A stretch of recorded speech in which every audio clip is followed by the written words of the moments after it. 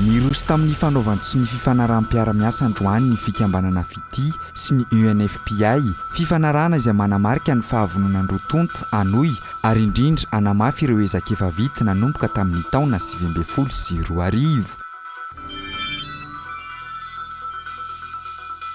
Natao teny amin'ny CCI vato androany ny fionana teo amin'ireo mpikambana ao anatin'ny governemanta sy ireo solombavambahoaka ho an'ity fivoriana ara-potoana voalohany ity. Isan'ny teboka voaresaka ireo solombavambahoaka tamin'ity andro voalohan'ny fionana ity ny resaka jirama sy ny tsy fandriam-pahalemana. Nisokatra nanomboka androany araharitra iray volana ny fisoratana anarana ahazona ny tranomora Emertsiatosika. Ity tetikasa ny filohan'ny repoblika ity izay ahafahana mividy trano amin'ny alalan'ny vente location. Ny tsiko amafy ny aly izay no nahatonga ny voninandro mandrivotra sy ny mari-panamidina amin'ny tokony ho izy raha ny fanazavana. Mbola hitohy hatramin'ny zoma izao io volinandro io ary mety hitondra orana mihitsy aza raha mihamafy ny fitsokan'ny aly izay raha ny fanazavana hatrany.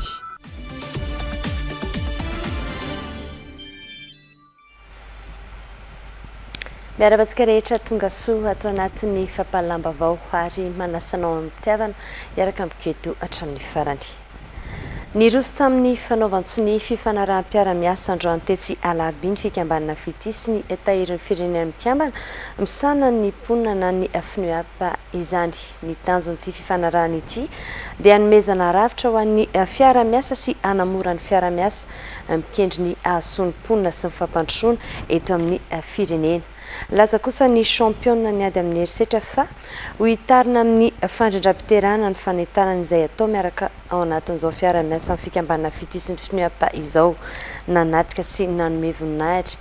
Ity fanaovantsy ny ity ihany koa i Arena Rajoelina izay zanaka lamatoan'ny filohan'ny repoblika mivady. Hitondra amintsika ny andindin'izay ary Mary Folatsiferana eo amin'ny sariny Yando Rajariabe. Ny volana aprily 2024 no niantomboka ny fiara-miasa teo amin'ny tahirin'ny firenena mikambana misahana ny mponina na ny UNFPA sy ny fikambanana FITI tamin'ny alalan'ny fanendreny ity rantsa ny firenena mikambana ity. Andramatoa Mialy Rajoelina vadin'ny filohan'ny repoblika ho championne ny ady amin'ny herisetra mifototra mahalahy na mahavavy na ny violence basée sur le genre. Tao anatin'izay telo taona izay efa maro ny dingana vita raha ny resaka ady amin'ny herisetra. Anisan'ny misongadina sy goavana tamin'ireny ny nandanin'ny parlementaira ny lalàna mifehy ny ady amin'ny herisetra sy ny fametrahana ny ratsa-pitsarana manokana na ny chaîne pénale. Ny vokatra maro azo izay raha teo no antony izao fanohizana ny fiara-miasa ity izao hatramin'ny taona 2024. Nosonganin'ny solotena maritry ny UNFPA teto ihany koa androany fa noho ny faharesen-dahatra azo tsapahitanana entin'ny championne ny ady amin'ny herisetra dia betsaka ireo mpiara-miombona antoka toa ny Norvège sy Japon mbola nanamafy hatrany ny fiara-mizotra anatin'izany. Madame la Première Dame, je voudrais vraiment vous remercier. Vous, en tant que notre championne, sur les questions de violence basée sur le genre, votre engagement nous a permis de réaliser de nombreux résultats. Et je vais en citer quelques-uns. D'abord, l'innovation de l'égalité de genre et l'autonomisation des femmes dans l'agenda national de développement. L'attraction et l'appui des partenaires techniques et financiers vers les questions de violence basées sur le genre et l'autonomisation des femmes, tout ceci résultant de votre leadership. Et c'est avec beaucoup de plaisir que je voudrais dire ici que nous venons de signer un accord de financement avec un de nos bailleurs de fonds,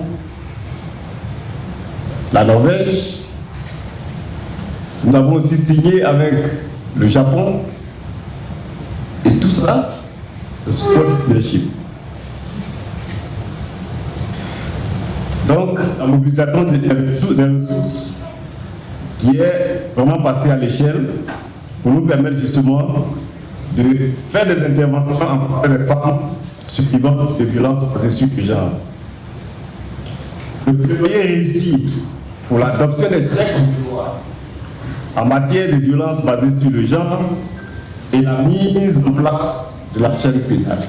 Manamafy izay dingana maro efa vita izay ankora Matomialy Rajoelina filohan'ny fikambanana fity mpianakavy anatin'izao ady izao isika hoy izy raha nitodika tamin'ireo mpiantsehatra rehetra amin'ny ady amin'ny herisetra betsaka ireo nahavita dingana sa nivoaka tamin'ny fahanginana sa nitorika eny fa ny fomba fisainana aza dia nahitana fivoarana sy fiovana tsy hijanona ihany amin'ny ady amin'ny herisetra izany fa ho hitarina ihany koa amin'ny fanentanana amin'ny fandrindram-piterahana. Depuis l'année 2019, l'UNFPA et l'association FITI travaillent de concert. Nous appartenons à la même famille, ayant pour mission de soutenir la lutte contre les violences basées sur le genre et le mariage précoce. Une cause commune primordiale qui me tient tant à cœur, mais aussi pour transmettre la nécessité d'étendre la sensibilisation au planning familial. L'ensemble des actions relatives au VBG que nous avons menées jusqu'ici, ainsi que celles réalisées par tous les acteurs engagés dans cette lutte, ont permis une évolution dans la manière de penser et les mœurs culturelles ancrées. Cette mesure appréciable met en lumière l'existence et l'importance des droits fondamentaux face à toute forme de violence. Nombreuses sont les victimes qui ont osé briser le silence pour prendre leur vie et leur avenir en main. Mais il reste encore beaucoup à faire. Il en est de même pour le planning familial. Dans ce sens, continuons à ne pas ménager nos efforts. Ainsi, la signature de ce présent accord vient renforcer notre mission et accroître l'efficacité de nos activités. Afin que l'impact de nos actions soit davantage conséquent et concret, ensemble, persévérons dans la sensibilisation des populations sur les avantages du planning familial, sur les VBG au niveau national et international. Ensemble, trouvons le moyen de faciliter l'application de la loi sur les VBG, notamment en mettant en place des audiences foraines. Ensemble, améliorons le système de prise en charge des victimes au centre Mamas pour que nos services soient plus performants, tout en poursuivant les formations intégrées pour la réinsertion sociale des survivantes. Et enfin, ensemble, soutenons l'autonomisation de ces femmes résilientes. Ity fanaovan-tsiny ity ihany koa dia ampahany amin'ny drafitra stratéjika vaovao ny UNFPA ho an'ny taona 2024 hatramin'ny 2025 izay manamarika fa ny fikambanana sy ny hetsika tarihan'ny vehivavy dia tena ilaina amin'ny fanatrarana ny programa NASA iantsoroan'ny fiaonam-beiraisam-pirenena momba ny mponina sy ny fampandrosoana na ny CIPD sy ny tanjon'ny fampandrosoana maharitra ary ao anatin'ny rafitra ny fanohanan'ny UNFPA ny gouvernemanta ao anatin'ilay 8e programme de coopération. Fanatao teny amin'ny CCI vatondrony ihany koa ny fionana teo amin'ireo mpikambana anatin'ny gouvernemanta sy ireo solombavambahoaka isan'ny teboka voaresaka ireo solombavambahoaka ary tamin'ity andro voalohany ny fionana ity ny resaka jirama sy ny tsy fandriam-pahalemana teo ihany koa ny olana sedrain'ireo distrika tsirairay avy na teo aza ny olana sy ny fangatahana samihafa nataon'ireo solombavambahoaka dia nankasitraka ny ezaka vita amin'ny fitondram-panjakana amin'ny resaka fampandrosoana ihany koa izy ireo fanadetiny. Saika resaka momba ny famatsiana herinaratra tany amin'ireo distrika anisy azy avy ireo solombavambahoaka androany tao ireo nitaraina momba ny fahatapahan-jiro tao ihany koa ireo nandroso vahaolana hisoroana izany.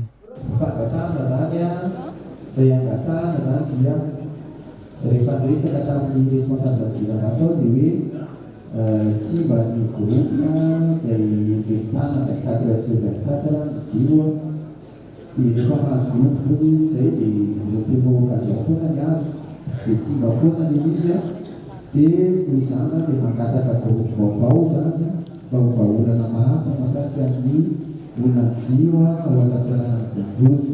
Amin'ny ministra ny Angovo efa misaotra anao sahady monsieur le ministre satria efa vita ny centrale solaire izay miolo ao be maro fa amin'izao Andriamato ministra tsy mandeha ny jiro atatenany Vemar. En effet, mirongatra ny délestage pour dire mila fijerena akaiky zany kasiny ambofo. Monsieur le ministre, tany ambatombotsika dia miresaka mikasika leo politique eo ambatovonia miandry ny ministre fampizaha jiro ny ambatovonia mananteza ty masoandro misy any misy subvention afapatakany amin'ny jiramay fa maro loatra tofolo temitofolo zao masoandro misy any. Ankoatr'izay voaresaka teto ihany koa ny sehatra lavanil ny tsy fandriam-pahalemana sy ny fangatana ireo fotodrafitrasa samihafa. 10 minitra avy ny anjara fitenenan'ireo solombavambahoaka nandritra ity fiaonana tamin'ny gouvernemanta ity. Isan'ny avaka ny fanehoan-kevitry ny solombavambahoaka vao fito tao avaradrano izay nampiasa teknôlôjia tamin'ny fampisehoana ireo zava-bita tao amin'ny distrika Iadidiny sy ny fangatahana ny entiny nanoloana ny fahefana mpanatanteraka.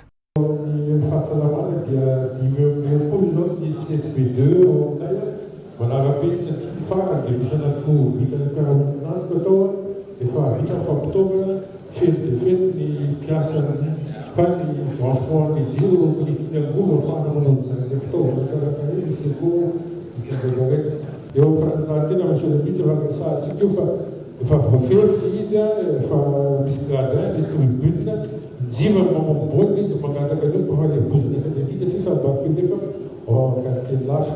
Itoeram-pitso ity fiaonany eo amin'ny gouvernemanta sy ny solombavambahoaka ity.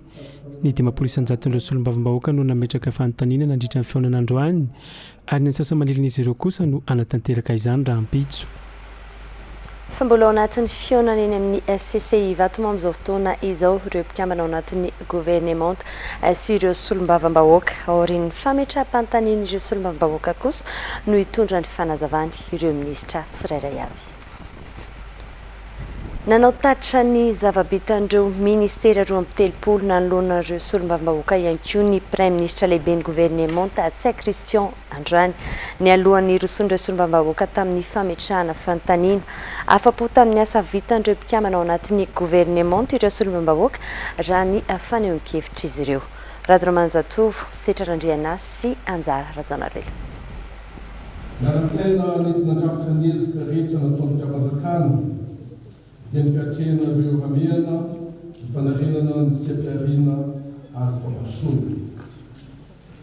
Raha natomboka ny taona araka ny fampasoa arivo dia mbola ny fianaka ny vananaretina Covid-19 mibahana ny fiainam-pirenena rehetra maneran-tany. Ankoatra ny ady amin'io vananaretina io dia tsy maintsy mikaroana vahaolana mahomby ny fampandehanana indray ny toekarena sy ny fiainam-bahoaka ankapobeny. Mbola tampiasana ny fivoahan'ny toetrandro sy fiantraikana ny ihany koa isika.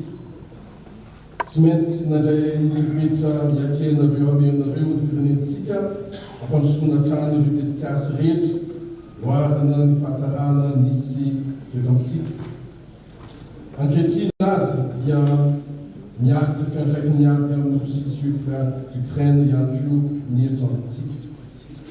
Zao tatitra momba ny natanterahana tsika kabetsy manjakana zao sy ny asa vitany atrehana ny fanampy fampasoana dia nizojarentsika fito lehibe. Teboka voalohany tamin'ny tatitra nataon'ny prime ministre mahakasika ny zava-bitandreo mpikambana ao anatin'ny gouvernemanta ny resaka fanarenana ny toy tamin'ny fifehezana ny vidim-piainana ny fampandrosoana ny toe-karena vonjitaitra ny filaminana sy ny fandriam-pahalemana ny fitantanana ny fampandrosoana amin'ny fampiasam-bola mpanjakana ary teboka fahafito ny fampandrosoana raha toe-karena. Raha fehezina hoy ny prime ministre dia nanao ny ezaka rehetra ny fitondram-panjakana nanoloana ireo zava-niseho teto amin'ny firenena toy ny valana aretina Covid-19 ny rivo-doza ny ady ifanaovan'ny Russie sy Ukraine ireo rehetra ireo izay nisy fiantraikany ratsy tamin'ny fiainam-pirenena. Nanoloana ireo tatitra ireo zava-bita dia naneho fankasitrahana izy ireo ny gouvernemanta ireo solombavambahoaka. Cienenti sota anareo membre ny gouvernemanta rehetra amin'ireo fanatanterahana vina fampandrosoana izay napetraka any matoviloha ka dia ankahy tananareo amin'izany zany etsika rehetra ataonareo izany. Ho an'ny distrika Moramanga manokana no resahako eto betsaka ny vitan'ny mpanatanteraka ny fitondram-panjakana zany. Misy ihany koa moa zany ny zavatra mbola hoe tena mampankety amin'ny vahoaka zany zay tena hoe resahana moa zany zay zavatra zay satria tena iankina ny fiainan'ny vahoaka mihitsy. ny anankiray voalohany mahakasika ny resaka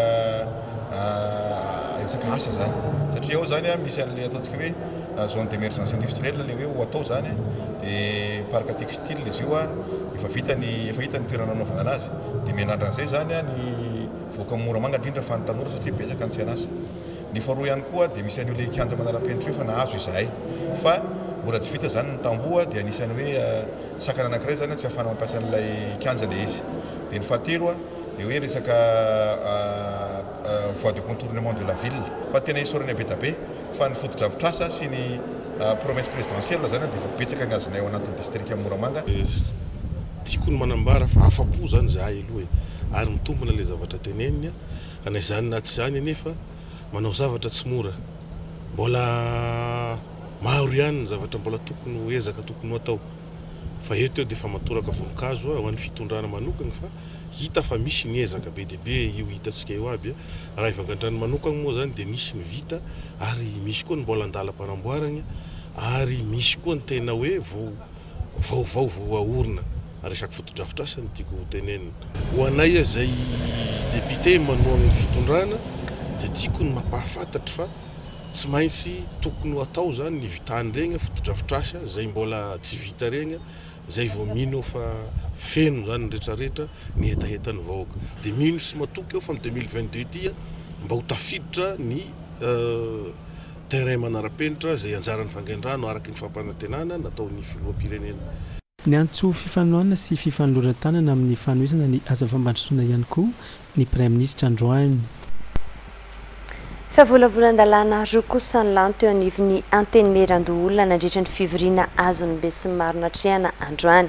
Ny iray fanomezana lalana ny fankatoavana ny fifanarahana famatsim-bola mifandraika amin'ny fandraisana anjaran'ny fanjakana malagasy amin'ny petrabolan'ny orinasa Neo projet hydroélectrique de Saofika ary ny iray faharoa kosa izay manome alalana ny fankatoavana ny fifanarahana findramam-bola amatsina ny tetikasa connecté Madagascar pour une croissance inclusive. Ny andindinin'izay ary hoentin'ny miaro vola sy fiarana amintsika. Ny volavolan-dalàna laharana ohatraohatra ray bara 2024 tamin'ny 17 janoary 2024 dia manome alalana ny fankatoavana ny fifanarahana famatsim-bola mifandraika mifandraisana anjaran'ny fanjakana malagasy amin'ny petrabolan'ny orinasa Neo projet hydroélectrique au Saofika. Fifanarahana izay nifanaovan'ny Repoblika Madagasikara sy ny tahiry Afrikana ao afampandrosoana na ny Badsoni ny 10 Jona 2024. Ny tetikasa Saofika dia famokarana naratra trandrahana avy amin'ny renirano Onve ho tanterahana ao amin'ny faritany Antananarivo sy Toamasina ka ny amin'ny faritra Vakinankaratra ao amin'ny distrikana Tanyfotsy no ametrahana ny tohadrano ary any amin'ny faritra Aloatra Mangoro distrikana Nosy-Beanala no isy ny tobo famokarana. 270 megawatt no tanjaky ny herinaratra hovokarina amin'izany izay hatratra 590 gigawatt isan'ora isan-taona izany ary amatsy ny tambazotra iraisana Antananarivo na ny Ria. Antananarivo, Antsirabe, Moramanga no toerana voakasiky ny tetikasa. Ny tanjona moa dia ny ampiakarana ny tahan'ny fampiasana ny angovo azo avaozina mba ahafahana mampiena 30 isan-jato ny fampiasana angovo fosily ampiasain'ny jirama satria ny 70 isan-jato ny angovo ampiasain'ny jirama amin'izao dia avy amin'ny angovo fosily avokoa. Mitetina 17 miliara sy 2,20 sy 207 sy vietsy sy 570 tapitrisa ariary ny vola ampindramin'ny badin'ny fanjakana malagasy voalaza anatin'ity volavolan-dalàna ity ary misy vola 7,000 UC na unité de compte izay fanomezana.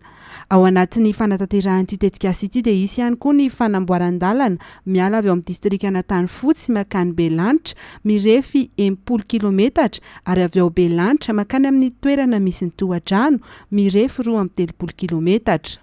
Ny volavolan-dalàna faharoa no laniny anteny Merandoholona Androany dia ny laharana ohatraohatra 2 bara 2024 tamin'ny 12 Mey 2024 manome alalana ny fankatoavana ny fifanarahana findramam-bola amatsina ny tetikasa connecté Madagascar pour une croissance inclusive izay ny fanaovan'ny Repoblika Madagasikara sy ny fikambanana iraisam-pirenena ho amin'ny fampandrosoana na ny Idasoni ny 12 Aprily 2024. mitentana 3,7 miliara sy 400 sy 9 sy 7 hetsy sy 900 tapitrisa ariary no ampindraminy ida amin'izany ka ny atsasak'izany dia tsy averina fa fanomezana. Ny tanjony tetikasa dia ny anatsarana ny fifandraisana ary ny amerenana amin'ny laona ny fotodrafitrasan'ny lalana any amin'ny faritra ambanivohitra atsimon'ny Madagasikara dia lalam-pirenena 10 mampitohy an'Andranovory sy Ambovombe izay mirefy 430 sy 700 kilometatra ary ny lalam-pirenena faraka amin'ny 30 mampitohy ny tapany avaratra mianga ho Kazobetiay hatrany Bealanana izay mirefy 710 kilometatra. Fa efa mihoatra ny enitaona izao ny sy ny fahaverezan'ilay volamena voalaza fananjavana tao amin'ny tale jeneralin'ny Arena Kibontany raha ny fanazavany ny Prime Ministra lehibe ny gouvernemanta izay mahatonga ny fepetra ndraisin'ny fitondram-panjakana ankehitriny ametrahan'ireo tahirim-bolamena ao amin'ny banky foiben'ny Madagasikara. Ny fanadihadiana ihany koa no ahafahana mahafantatra ny tompony antoka tamin'ny indraraha iny sy ny fotoana nanjavonany raha ny fanazavan'ny lehiben'ny gouvernemanta izay arahantsika izao.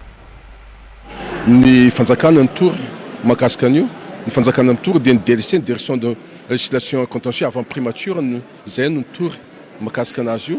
Midika zany fa fantatsika io ny marina taona tao fotoana inona tena ny nanjavonan'io. Izay natonga an'izao fitondram-panjakana amin'izao fotoana zao naka fepetra rehefa misy ny volamena ohatran'izao dia rehefa banque centrale fa tsy apetraka ohatran'izany. Raha ny fahinoko azy dia efa tany amin'ny taona fa maromaro zany fa mihoatra ny enitaona eo ny sino zavatra ny fantony apetraka ve nampidina atao malina izy fa tsy nampidina atao anatin'izay fotoana zay.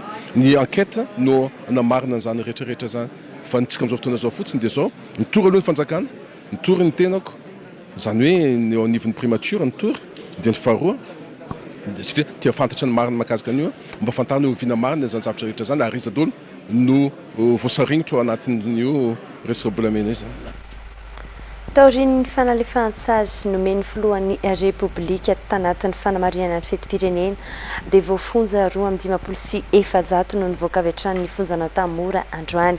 No tanterana avy hatrany ny didy izay mivoaka ho ny tale jeneralin'ny fandrarana ny fonsa ka efa mizotra araka ny tokony ho izay koa ny fampiarana ny fanalefantsary hatrany amin'ny faritra. Judikely Randrianirina eo amin'ny sary Njara Randrianso. Somebiseby ireo voafonja ny sitraka ny fanalefahantsy ka nahazo ny fahafahana avy hatrany raha ny teto amin'ny fonjana Tanomora androany satria ny tolakandro teo no vita ireo taratasy ilaina anome azy ireo izay fahafahana izay.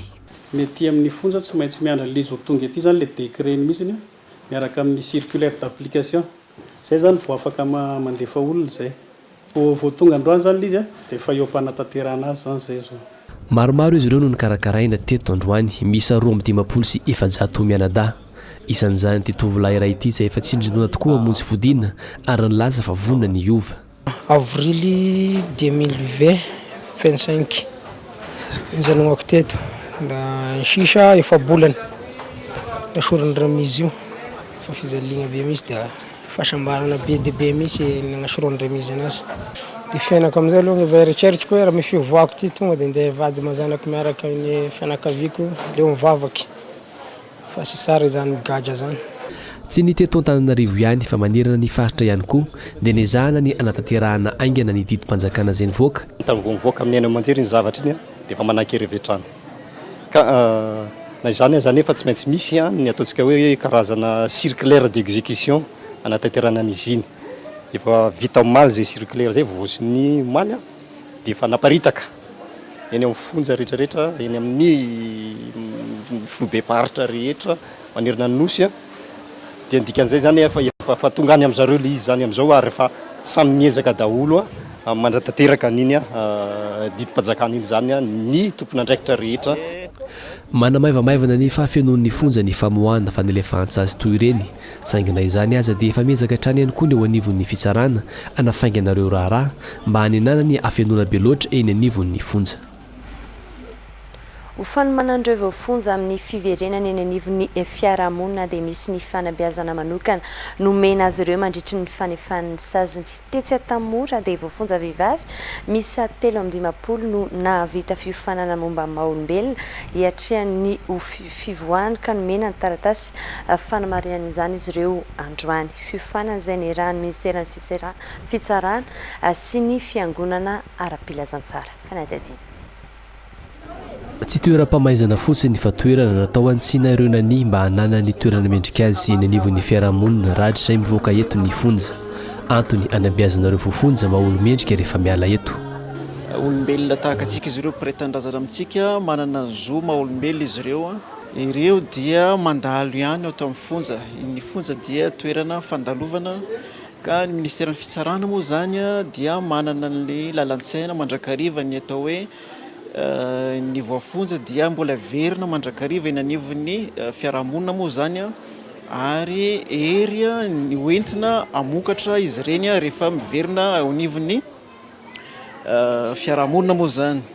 Fanabeazana momba ny maha-olombelona, ny fitondratena sy ny fahalalam-pomba no nomena ireto vehivavy reto teto. Niarahana tamin'ny fiangonana ara-pilazantsara. Manome fanantenana ho azy ireo ny amin'ny isin'ny fiovany eo amin'ny fiainany izany fanabeazana azony izany. Andriamanitra reriany no mahafantatra ero vina amin'ny miala eto fa dia akinina aminazy ny felany eto amin'ity toeran'ity fa fanirina moa dia hoe amin'ity taona ity dia ny zavatra ny anaranay teto dia tena hoe ho ampiarina tokoa any ivelany ary ho ampiarina hatramin'ny zanaka sy ny mpiarahamonina rehetra mihitsy mba hialala fomba hiaina sy hanao tsinitsinina ny hafa hifankatia mizara fitiavana. Misy 7 miravavy izy ireo nanaraka ny fiofanana ka nitonorana ny mari-pahaizana momba izany androany. Misy ary mitohy hatrany kosa ny fampiofanana ho an'ireo izay vonona indray izany satria antsitrapony fidirana hiofana.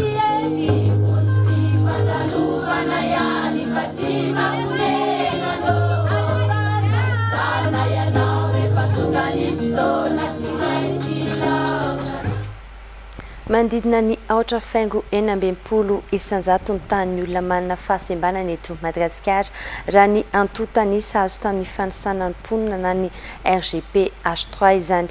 Na dia efa nisy aza amin'ny fifanarahana iraisam-pirenena mahakasika ny fanajana ny zon'ny olona manana fahasembanana natao sy ny taona 2012 dia mbola mahatsiaro voailokiliky ny mponina ihany izy ireo amin'izao fotoana izao. Fanadihadiana hoentin'ny Rose Christelle eo amin'ny sariny Yves Chanel. Raha isanjato ny olona manana fahasembanana ihany no miasa ara-dalàna amin'izao fotoana izao raha ny nambarany ny vovonany ny fikambanan'ny olona manana fahasembanana. Mbola maro mantsy hoy izy ireo ny olona mieritreritra fa sakana amin'ny fanaovan-javatra ny fahasembanana. Etsy andaniny mahatsapa ihany koa izy ireo fa tsy misitraka ny zony araka ny tokony ho izy na efa nisy aza ny fifanarahana iraisam-pirenena mahakasika ny olona manana fahasembanana. Isan'izany ohatra ny tsy fisian'ny foto-drafitrasa mifanaraka amin'ny filana izy ireo. Anatin'ny sekoly koa tsisy rampy afaka andehanan'ny chaise roulante ohatra na ataontsika hoe sanitaire ny toilette sy ny tsy azon'ny olona manao fahasembanana ampiasaina. Ny ao anaty salle de classe tery be mihitsy ka tsy afaka ivezivezena. Ny tableau tsy afaka hitan'ny olona manana fahasembanana. Ka transport zany dia tena sarotra ho an'ny olona manana fahasembanana mampiasa le transport public satria ny taxi be ohatra hoe tsy le tomobile ampiasaina amin'ny taxi be tsy mety amin'ny olona manana fahasembanana. Ny ao anatin'ny tery de tery eny amin'ny arien bus lasa manao mele dia tsy maraka ny olona manana fahasembanana. Ankoatr'izay mahatsiaro tsy malalaka ihany koa izy ireo amin'ny sehatry ny fifidianana. Eto Madagasikara dia mbola tsy nandray fipetra mihitsy ny fanjakana fa lasa tsy voaja ny ataontsika hoe caractère secret ana vote satria raha ohatra hoe jambana ny marenina na ohatr'izany rehefa hivote izy dia tsy maintsy misy olona foana miaraka aminy dia nefa n'le olona izy zany tsy maintsy mahafantatra n'le safidiny. Misy amin'izao fotoana izao ny tetikasa famaha na fampiatiana maharitra vatsiny ny gouvernemanta norvégiana vola entina anampiana sy anabeazana ireo olona manana fahasembanana. fa mangataka fitondram-panjakana ihany koa nefa izy ireo mba hiaro sy hampanajy ny zony. Eo amipetsy ny fampianarana kosa indray mbola tsy ampisy asana ny fanabeazana ny zaza malagasy ny mpanabe manana maro-pahaizana sy lenta-panabeazana eto amintsika miara-misalaha amin'ny ministeran'ny fanabeazam-pirenena amin'ny fampiakarana ny kalitaon'ny fanabeazana miainga amin'ny fampiofanan'ireo mpanabe ny sehatra tsy miankina ka isan'izany ity ivy toeram-piofanana iray izay nanaovana fanadiadiana ity ka miroso amin'ny fanadiadiana ireo mpiofana izay ao aminy. Fenarakotarsolo eo amin'ny sariny Yasna Fanjanary. Ny fitopolo isanjaton'ireo mpanabe ihany hatreto no nandalo toeram-piofanana manokana fanofanana azy ireo tahaka ny CRINFP eto amintsika. Raha tiana ny hatratra ny tanjon'ny fampiakarana ny kalitaon'ny fanabeazana dia tsy afaka misehatra amin'izany asa izany raha tsy nandalo ireo ivy toeram-piofanana voatokana ara-pedagojika ireo. Mitondra ny anjara birikiny ny ivy toeram-piofanana tsy miankina ka manome fari-pahaizana ho an'ny mpampianatra mialohan'ny hidirana amin'ny taom-pianarana manaraka. Araka ny rahantsika mahalala moa dia ambany ny lentan'ny fanabeazana eto Madagasikara noho ny antony izay tsy miankina amintsika fa noho ny rafitra efa nisy teo aloha satria araka ny rahantsika mahalala dia 700 mpampianatra eny amin'ny CEG sy ny EPPN dia tsy nandalo an'izany centre de formation izany fa nahazo ny diplôme akademika BEPC na ny BAC dia nisehatra ao anatin'ny fanabeazana.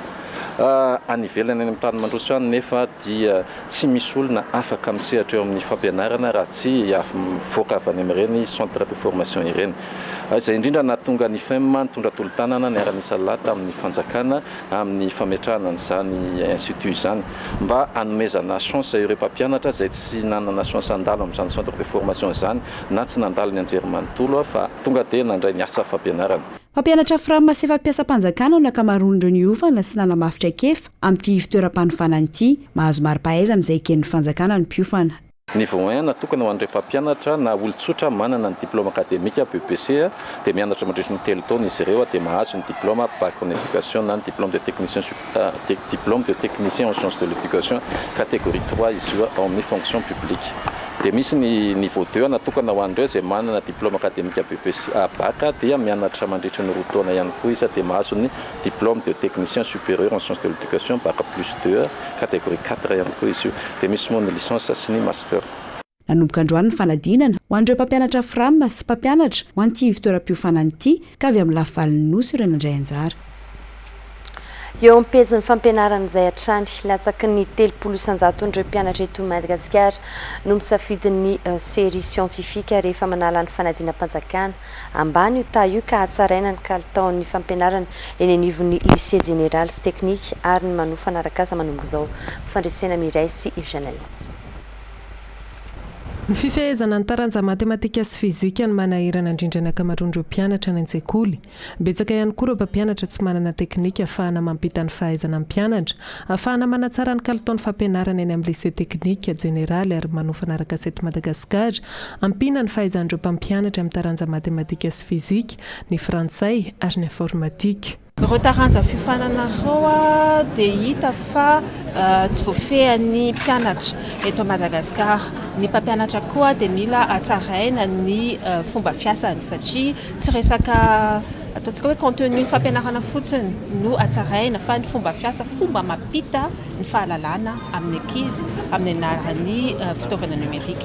Miaina isa-taona ireo ankizy misafidy ny série scientifique ho ny tale général amin'ny fampianarana ambony eo anivon'ny ministera amin'ny fampianarana ambony sy ny fanofanana arakasa.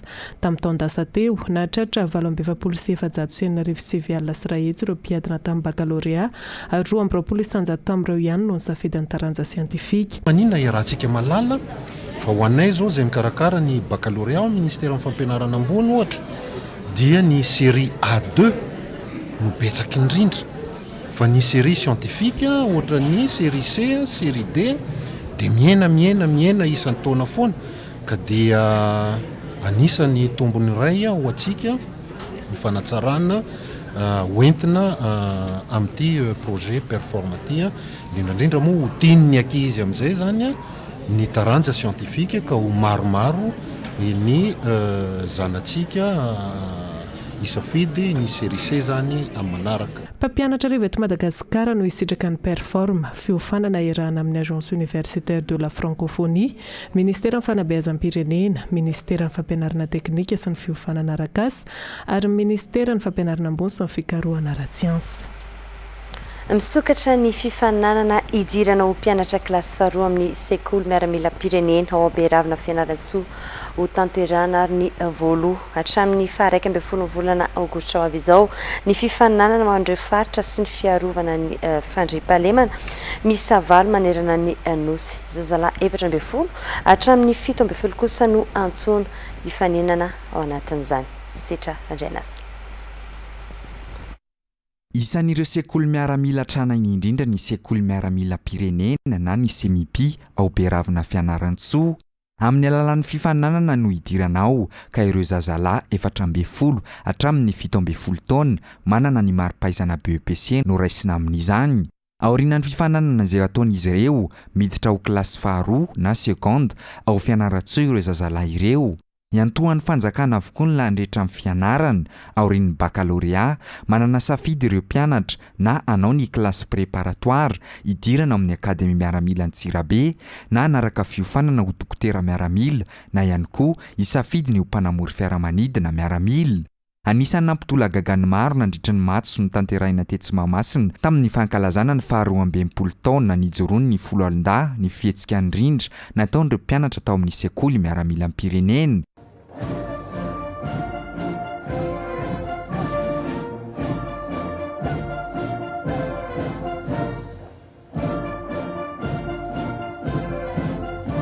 Omaly no raisin'ny ministry ny fiarovam-pirenena izy ireo nentina nankasitrahana ireo mpianatra ireo tamin'ny seho izay nataon'izy ireo nandritra matso ny faha 9 ny volana Jona lasa teo iny.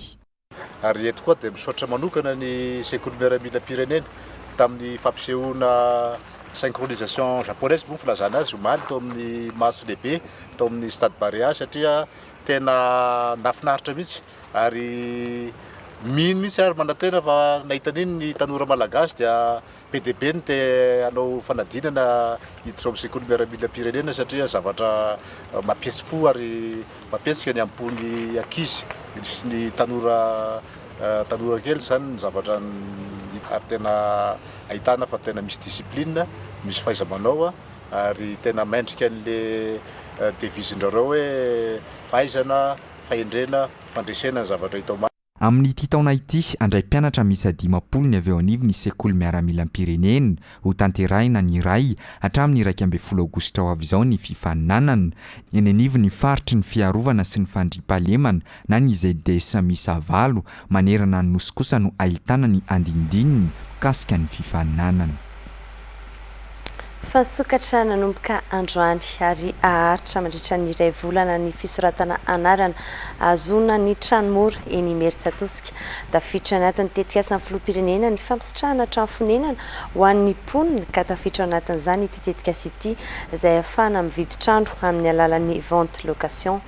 Eny ambiraon'ny sekretera-panjakana misahana ny tanàna vaovao sy ny toeram-ponenana eny Anosy no manantona ireo izay te soratra anarana ka mafen'ireo fepetra napetraka ny fanjakana sy ny banky. Nateraka Otomavy sy Zara Randredzo.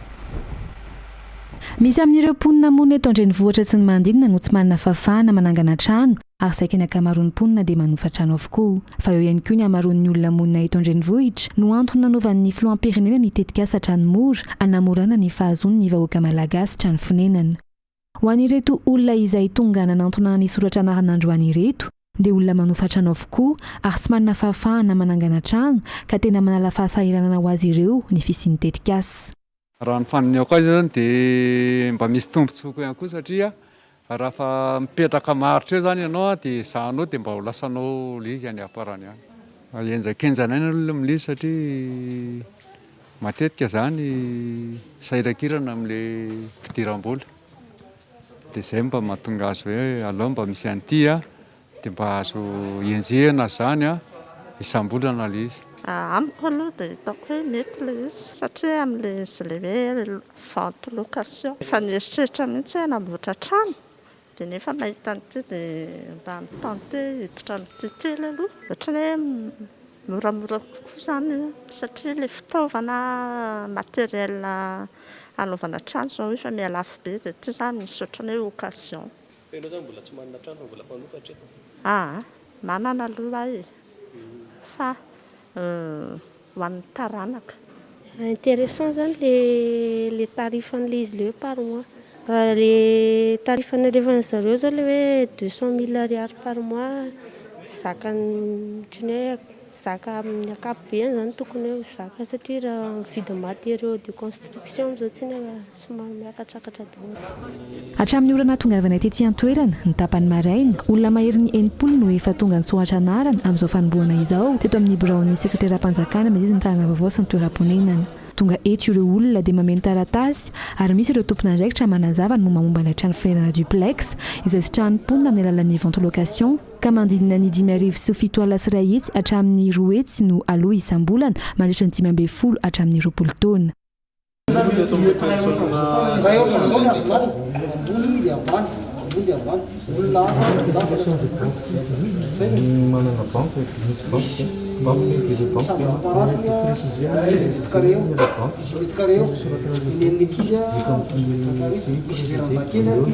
Aritra iray volana ny fisoratana anarana raha ny fanazavan'ny tompon'andraikitra tsy misy fetra ireo olona raisiny ety an-toerana satria ahafahan'ny fanjakana mamantatra ny filan'ny vahoaka ny trano fonenana ihany koa izany sy ny ananganana vaovao indray.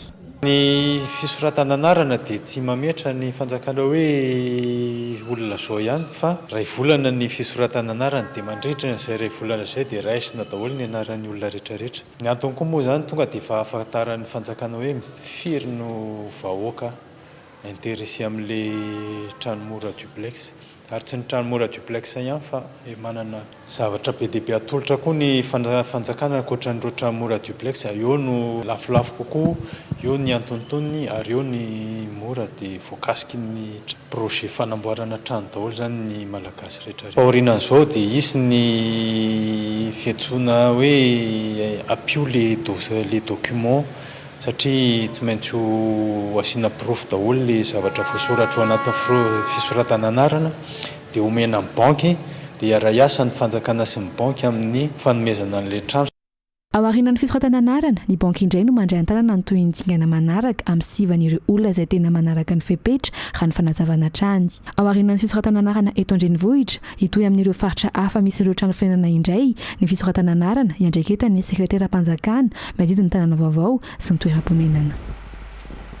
Ho fanohizana ny fanentanana amin'ny ady amin'ny fiparitahan'ny valan'aretina Covid-19 ny karakara fifaninanana famoronana horonan-tsary fohy tamina sekoly ambaratonga faharoa avy amina Cisco 4 manodidina Antananarivo ny ministera fanabeazam-pirenena ny ASOS na ny Action Socio-Sanitaire Organisation Secours ary ny UNICEF fa ny adadina hoentin'ny felana Dr. Solsi Yasinala Fanjanary hatrany. Botro manjaka, Cisco Amodratrimo, ny Seuge Andoharany Fotsy, Cisco Atsimon-drano, ny Seuge Avarado, Cisco Tanaville, ny Seuge Ambomalaza Amiray, Cisco Avaradrano. Ireo ny kolejy 4 mendrika nandrobaka ny larana voalohany tamin'ilay fifaninanana horonan-tsary fohy 4 minitra anentanana amin'ny ady amin'ny Covid-19 izay nikarakarain'ny ministera fanabeazam-pirenena sy ireo mpiara-mombonantoka aminy. Hita tamin'ireo horonan-tsary fohy ny fikarin'ireo ankizy nandray anjara fa mahafehy ny teknôlôjia tsara ireo mpianatra. Roa ny paikady izay nampiasaina zany etsy ankilany dia mifanabe ny tanora zany hoe izy samy izy no mifananatra ary mifampiteny amin'ny tokony hanajana ny fipetrasakana amin'ny ady amin'ny coronavirus fa ihany koa eo le atao hoe éducation à l'inverse zany hoe ny mpianatra ny ankizy no miteny amin'ny ray aman-dreny ihany koa zany amin'ny tokony hanarana tsakany sandavany ireo fipetrasakana amin'ny fiarovana ny fiparihan'ny aretina coronavirus. Teto Antananarivo no natao aloha ny fifaninanana amin'izao tapany voalohany zao dia tao anatin'ny Cisco 4 Avaradrano Atsimon-drano sy Ambodratrimo ary Tanaville 930 ny sekoly nandray anjara ary 770 ny vidéo azo fa 4 tamindreo no nazo ny voalohany izay izarana ny lokandroany rakobolana trilingue avy amin'ny ministera fanabeazam-pirenena dia eo ihany koa misy ordinateur avy amin'ny UNICEF. ankoatr'izay 9 alina ireo mpianatra nahazo fanentanana teny anivon'ny sekoly tamin'ny taona 1 sy ity taona 2 ity 2 alina kosa ireo mpandrarasy mpanabe nahazo fanentanan'izay ka filalaovana marionnette na ireo saribakola hetsika tanandrony no nanaovan'izany hoaparitaka maneran'ireo sekoly entina nentanana amin'ny ady amin'ny valana retina covid-19 ireo toronan-tsary fohy 4 minitra tsara indrindra ireto.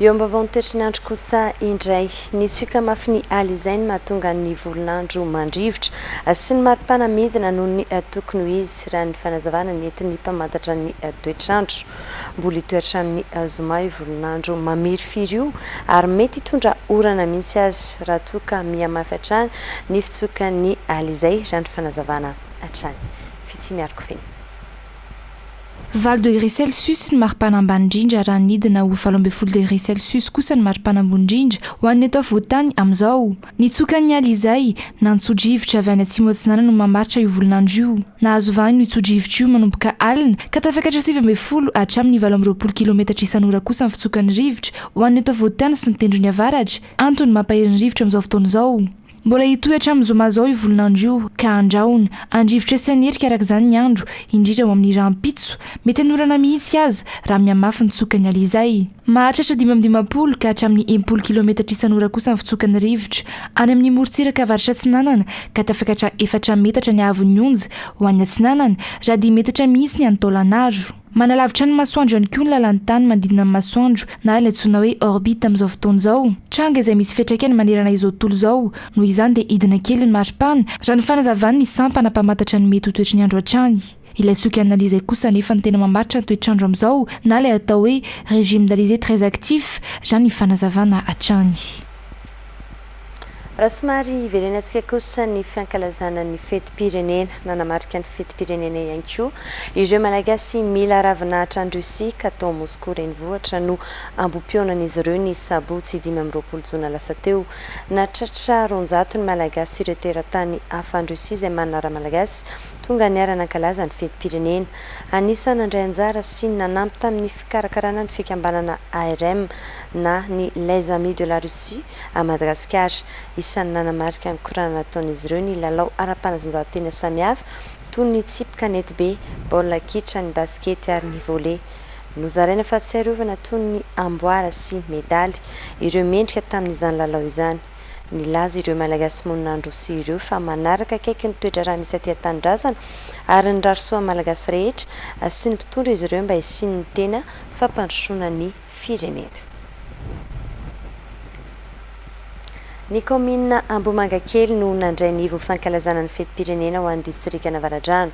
Commune 12 nampiseho ny firaisan-kina sy ny aran'andratra ny ampopo iarisarika ho an'ny fampandrosoana. Ankoatra ny maso ary dia narana fampiratsiana ara-toekarena sy ara-kolontsaina ny fanomarinana ny fiverenan'ny fahaleovantena. Sa Sylvain eo amin'ny sariny Njara Randrenso.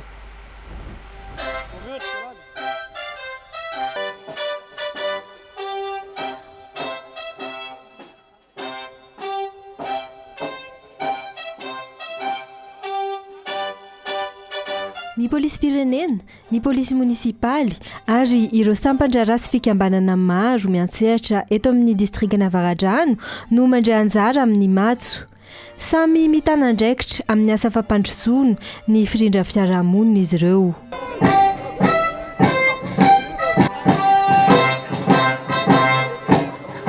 Commune Misa 40 no niaran'andray anjara tamin'ny matso iraisan'ny distrika Navaradrano faritra Analamanga. Fanehoana firaisan-kina ny fitiavan-tanindrazana. Roa taona raha teo no tsy hafa nanamarika manokana sy tamin'ny fomba manetriketrika ny fety-pirenena ny teto amin'ny distrika. Tao anatin'ny roa taona zay noho ny zava-misy teto amin'ny firenena zay rahantsika malala dia tsy afaka nankalaza tokoa izany fiverenan'ny fahaleovantenan'i Madagasikara izany raha teto amin'ny distrika Navaradrano manokana. Tamin'ity taona 2024 ity dia no hamarinana manokana izany ary natao hoe manetsiketsika satria natao teto amin'ny commune Ambomangakely ary indrindrandrindra na ny toerana nanaovana azy ary dia hitantsika fa anisan'ny toerana iray manamarika an'ity distrika Antananarivo Avaradrano ity. Ankoatra ny matso, nisy ihany koa ny hetsika ara-zavakanto maro samihafa ho fiara amin'ny fety tamin'ny vahoaka Navaradrano. Mazava ho azy moa zany fa ny 9 commune izay mandrafitra ny district Navaradrano no tonga teto daholo ary ny tanjona amin'izany moa dia ny fampandrosoana ihany sy ny fahaleovana ny firalahen'ny ben'ny tanàna 9 atao ny commune Navaradrano izay tarifa izay tsy very district. Ny fampirantiana dia ao amin'ilay podium ihany misy 70 isan'ny stand eo, misy ny zavatra misy rehetra eto Ambohimangakely dia misy koa ny commune 9 izay nandray anjara. Nanerana ireo distrika 7 ny fankalazana ofisialy ny fetim-pirenena tamin'ity taon'ity, samy nanomana matso, fety ary nahazo afimanga avokoa. Iny fanadihadiana iny ihany koa no hiampitatsika amin'ireo vaovaovany amin'ny faritra ny tenako manome fotoananao ho amin'ny rapiso indray. Hanasananao ny vaovao amin'ny teny frantsay izay rahana amin'ny namana Rose Christelle. Metraka ny veloma finaritra ato plasy tompivavy.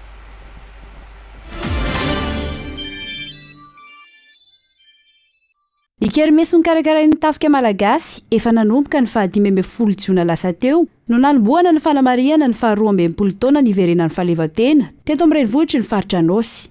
Ny andro 20 Jiona indray nisy ny diabe nandraisan'ny rehetra anjara. Ankoatr'izany rehetra izany no mariana tamin'ny alalan'ny lalao ara-panatanjahantena taranja baolina kitra ny eolan'ny tompona ndraiky mpanjakana sy ny ekipa avy eo amin'ny FFKM ny fetim-pirenena.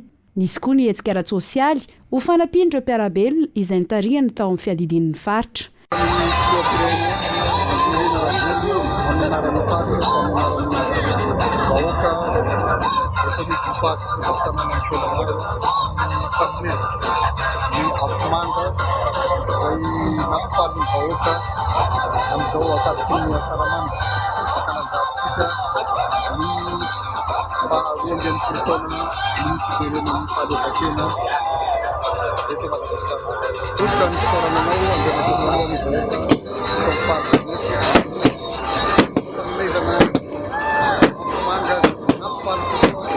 Ho fanamafisana ny firaisakiny eo amin'ny mpitondra sy ny vahoaka dia nisy ny fanamarian'izany tamin'ny fanaovana arendrina miaraka izay nandraisan'ireo ray aman-dreny sy ny ankizy anjara teto amin'ny faritra Anosy. Narahana ny fijerena fanampoahana ny afomanga izany.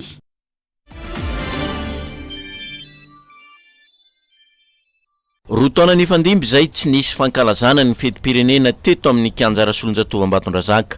Raha efa nahazatra hatramin'izay eto Ambatondrazaka ny fanatanterahana izany eto amin'ity kianja ity.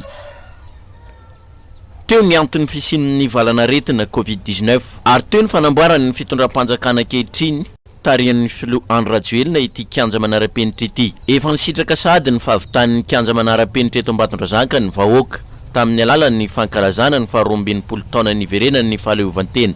Na mbola tsy voatokana tamin'ny fomba ofisialy ary ity kianja manara-penitra ity. No marinina teto amin'ny kianja Rasolonjatovo Ambatondrazaka ny fetin'ny fahaleovantena 20 Jiona tamin'ny alalan'ny matso lehibe nandraisa amin'ireo mpitandron'ny filaminana rehetra sy ireo fikambanana velona sy miaina eto Ambatondrazaka ary ireo sampandrara misy eto anivon'ny renivohitry ny faritra.